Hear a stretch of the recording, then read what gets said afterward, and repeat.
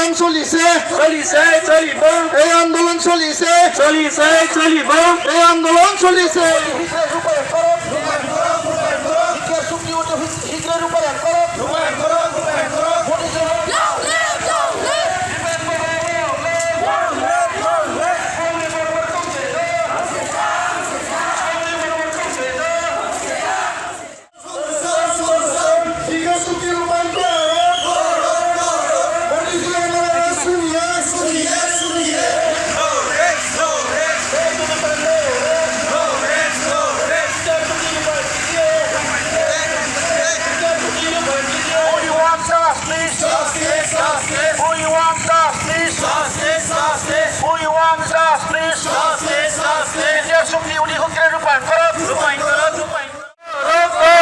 আমার দাবি ন্যায্য দাবি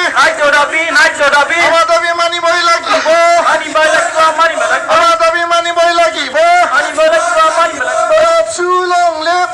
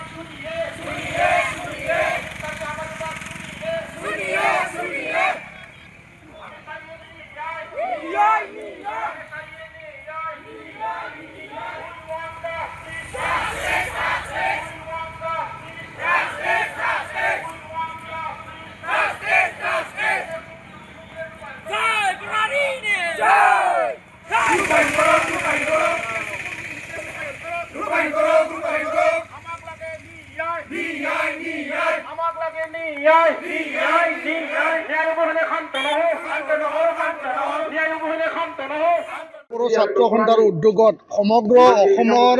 জিলা সদৰ আৰু মহকুমা সদৰত আমি মছাল এই টৰ্চ ৰেলী কাৰ্যসূচী আমি আয়োজন কৰিছোঁ। ইয়াৰ মূল কাৰণটো হ'ল যে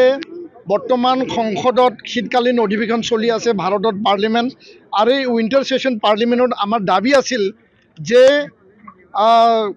বিটিআৰ বা বড়ো শান্তি চুক্তি সকলো দফা আখৰে আখৰে ৰূপায়ণ কৰাৰ কথা, 125th এমেণ্ডমেণ্ট যে সংবিধান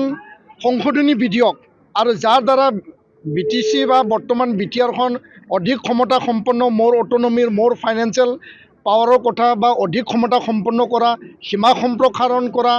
আৰু কাৰ্বি আংলং বড়োসকলৰ ST হিল প্ৰদান কৰা, বড়ো কছাৰী ৱেলফেয়াৰ অট'নমাছ কাউন্সিলৰ পূৰ্ণাংগ মৰ্যাদা প্ৰদান কৰা, বিদ্যালয় প্ৰাদেশিকৰণ, NDB সকলো কেছ উঠাই লোৱা, 1500 কোটি টকাৰ সকলো যিখিনি আন্তঃগাঁথনি, যিখিনি শিক্ষা অনুষ্ঠান প্ৰতিষ্ঠান তাত লিখা হৈছিল, সকলো এই অনুষ্ঠান প্ৰতিষ্ঠান 1500 কোটি টকাৰে নিৰ্মাণ কৰা, এই আটাইবিলাক দফাক লৈ পেলাই আমি নিখিল বড়ো ছাত্ৰ সন্থাই সঘনাই আমি ভাৰত চৰকাৰক, গৃহমন্ত্ৰী ডাঙৰীয়াক, প্ৰধানমন্ত্ৰী ডাঙৰীয়াক, অসমৰ মুখ্যমন্ত্ৰী ডাঙৰীয়াক আমি আহ্বান জনাই আহি আছোঁ যে যিকোনো পৰিৱেশত, যিকোনো বিনিময়ত ভাৰত চৰকাৰে যি প্ৰতিশ্ৰুতি প্ৰদান কৰিছিল, যি আমাক কথা দিছিল যে চুক্তিৰ সকলো দাড়ি কমা ৰূপায়ণ কৰা হ'ব, চুক্তিৰ সকলো দফা আখৰে আখৰে ৰূপায়ণ কৰা হ'ব, আৰু এই কথাটো লৈ আমি ভাৰত চৰকাৰক সিদিনাখন দিল্লীত যন্তৰ মন্তৰত আমি প্ৰতিবাদী কাৰ্যসূচীৰ যোগেদিও আমি আহ্বান জনাইছোঁ। 29 তাৰিখে আমি ৰেলী কাৰ্যসূচী লৈছিল, ইয়াৰ যোগেদিও আহ্বান জনাইছোঁ। পুনৰ আজি এই সংসদত শীতকালীন অধিৱেশন যিহেতু চলি আছে, আৰু আজি আমি দেখিবলৈ পালোঁ যে জয়ন্ত বসুমতাৰী ডাঙৰীয়া কোকৰাঝাৰৰ MP সাংসদ তেখেতে এই বিধেয়কখন বা বিটিআৰ বড়ো চুক্তি সকলো দফা ৰূপায়ণ কৰিব লাগে বুলি তেওঁ